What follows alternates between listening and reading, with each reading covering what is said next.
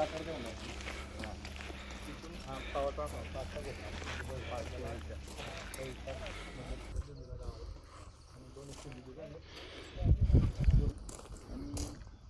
बिलकुल चांगली आता आधी लागेल आणि आपण ती घेतली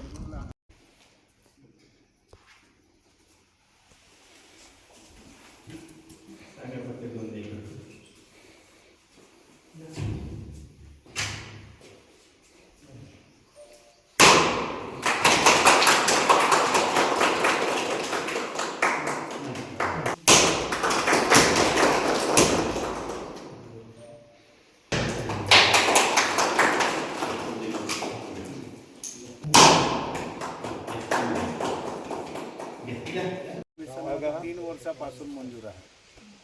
यांचं म्हणणं विरोध होता. आता हे लोक समोर आहे, यांचं म्हणणं कोणाचेच विरोध नाही होता, कामच केलं नाही.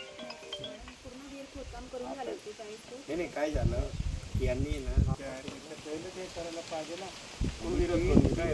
4 वर्ष होऊन गेले तोपर्यंत विरोध होता. गुरुपाडापर्यंत शेवटपर्यंत पाणी दिलं नाही पण 5 तुमची योजना येऊन तर 6 वर्ष 5 मोठे 5-5, 6-6 कोटी काढून घेतले आहे. आणि काय तर पाईपलाईन करून दिली. हे एरिया चांगली आहे. पाईपलाईन दाखवून द्यायचे, पैसे काढून घ्यायचे. लोकांना पाणी नाही भेटलं चालेल 5 वर्षामध्ये, पण पाईपलाईन झाली म्हणजे खर्च दाखवायचे. तर पहिले तर अधिकाऱ्यांवर कारवाई करायला पाहिजे. पाईपलाईनवर कसं काय खर्च करता? चला आता कधीपर्यंत होणार तुमचं काम? 3 महिन्यात करून देतो बोलले.